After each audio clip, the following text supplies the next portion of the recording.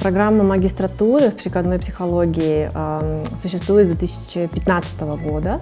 Она включает двухгодичное обучение для студентов, большое количество предметов, то есть нужно сидеть за партой, с одной стороны, очень много, а с другой стороны она включает большой такой исследовательский компонент, возможности работать ассистентом, волонтером вместе с преподавателями, выполнять существующие уже исследования. И плюс она включает очень большой компонент практический, когда каждый наш студент должен по программе пройти практику по работе с клиентами, с детьми, с организациями. Эти три компонента вот такие у нас достаточно большие, все три.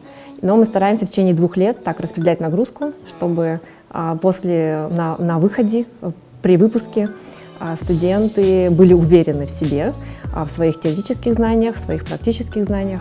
Программа минимально меняется за последние пару лет. Мы, конечно же, достаточно молодые, поэтому мы долго развивались, находили правильный баланс обязательных курсов, элективных курсов.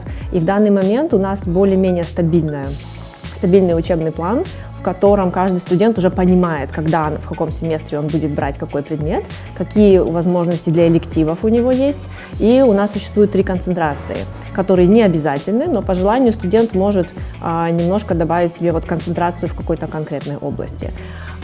Поэтому вполне предсказуемый уже учебный план. Абитуриенты должны сдать проходной TOEFL балл, и абитуриенты не обязаны иметь какую-то конкретную степень или бакалавр в каком-то конкретном направлении.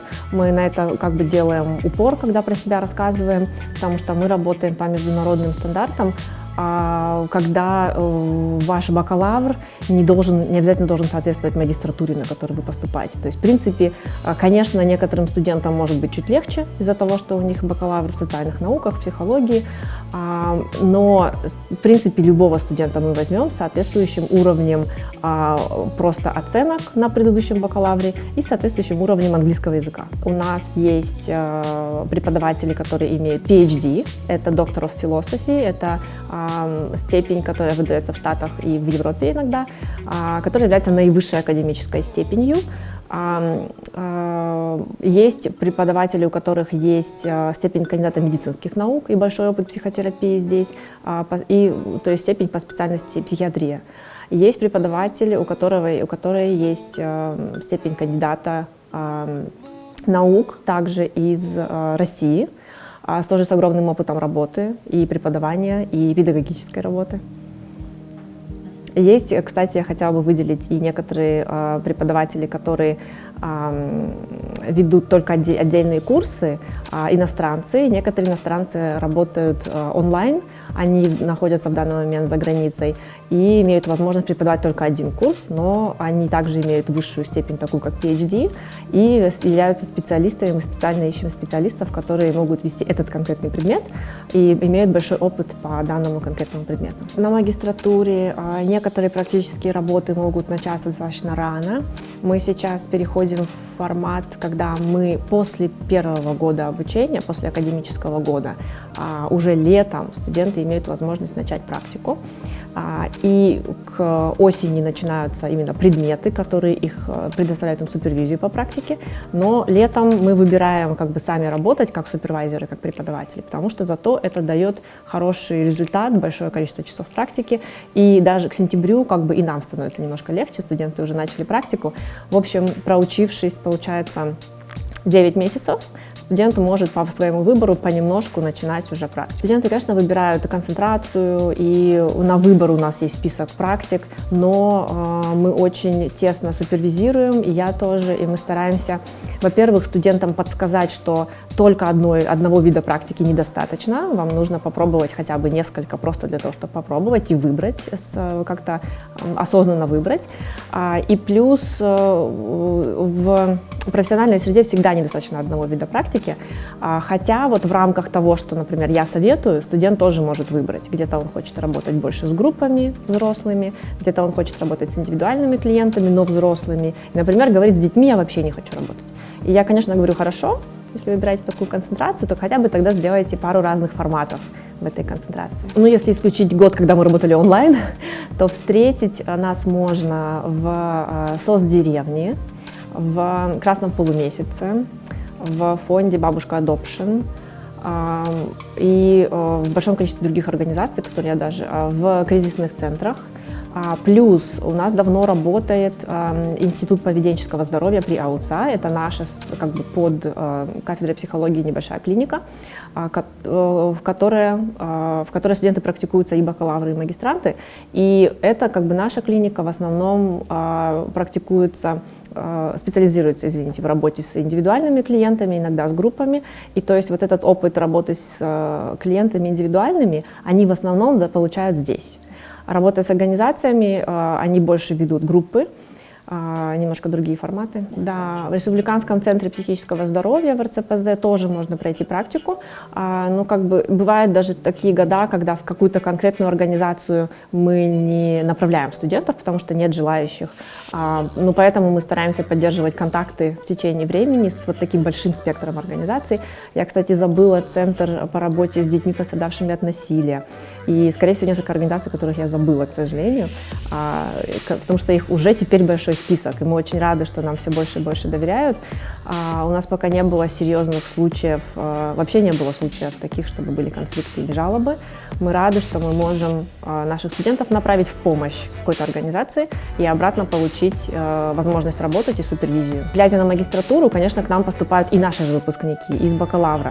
И я хочу сказать, что вклад мы сделали, я думаю, немалый, потому что очень много центров по работе с детьми, например, возможно, вы слышали, по работе с детьми с особенностями были открыты именно нашими выпускниками и бакалавра, и потом они же продолжили и стали выпускниками магистратуры. Поэтому вот это такой очень заметный вклад. И плюс в частной практике, к сожалению, психолог не так заметен.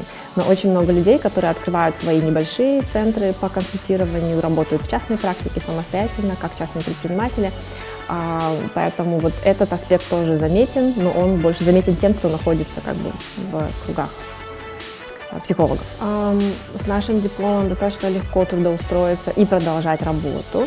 Но, как я сказала, уже первое, что приходит в голову, это, конечно, люди, работающие в частной практике. Также наши выпускники работают в сфере в некоммерческих организациях по работе с детьми. Наши выпускники работают несколько в СОС-деревнях.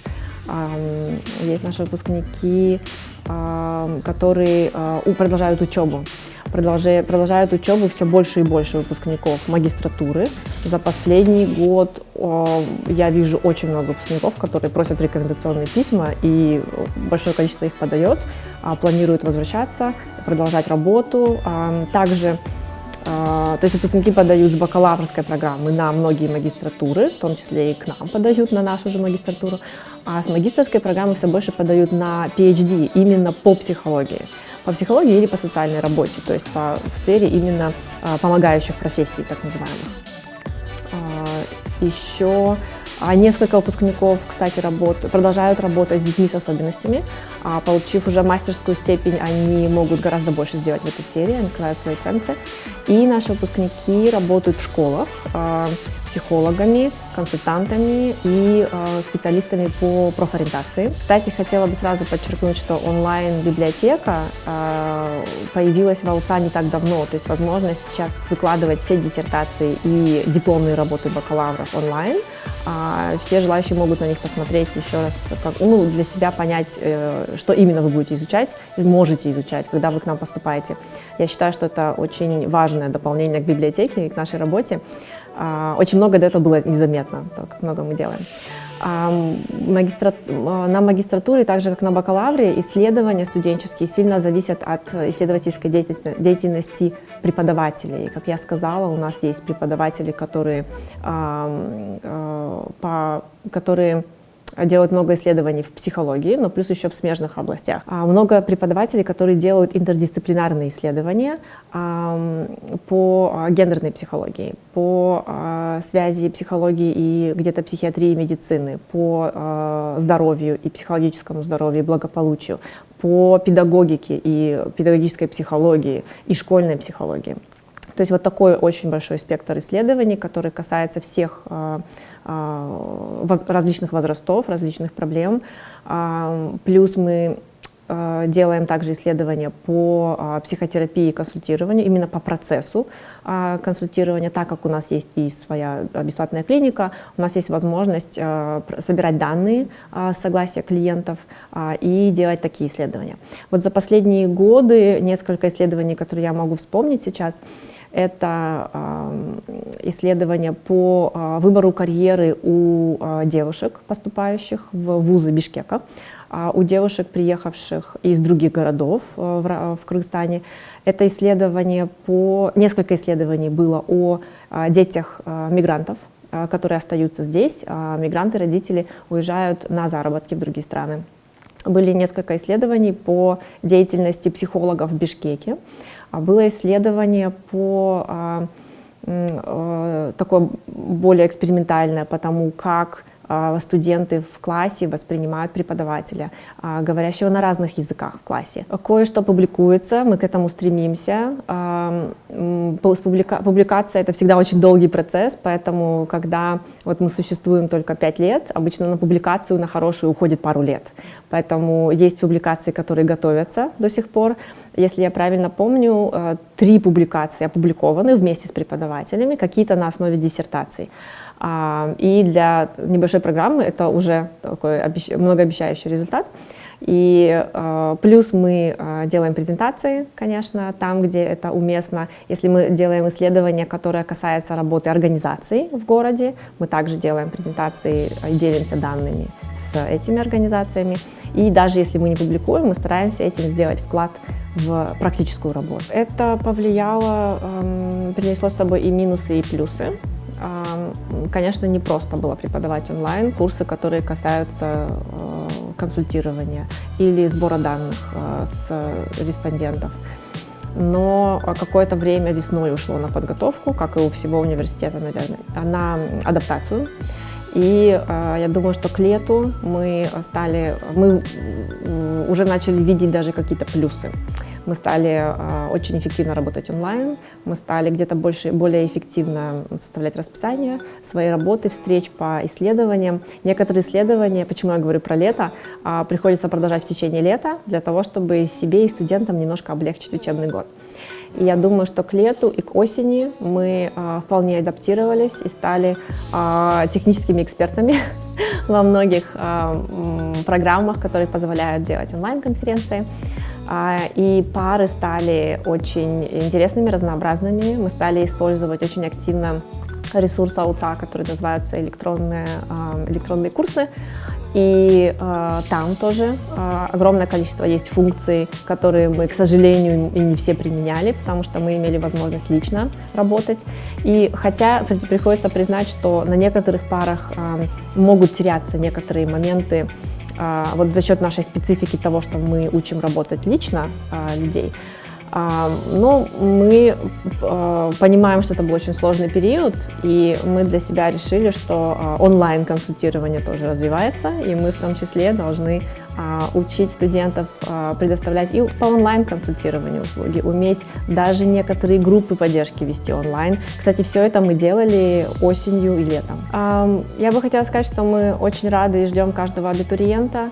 Мы искренне любим свою работу, радеем за свою профессию, и мы очень рады, что есть потенциальные коллеги, которые хотят к нам поступать, которые хотят быть практикующими психологами и исследователями в этой области. И мы надеемся, что пандемия будет не так долго свирепствовать, как мы боимся. И мы в скором времени сможем переходить в офлайн и также использовать те навыки, которые мы научились за время онлайн. И наше качество от этого только повысится.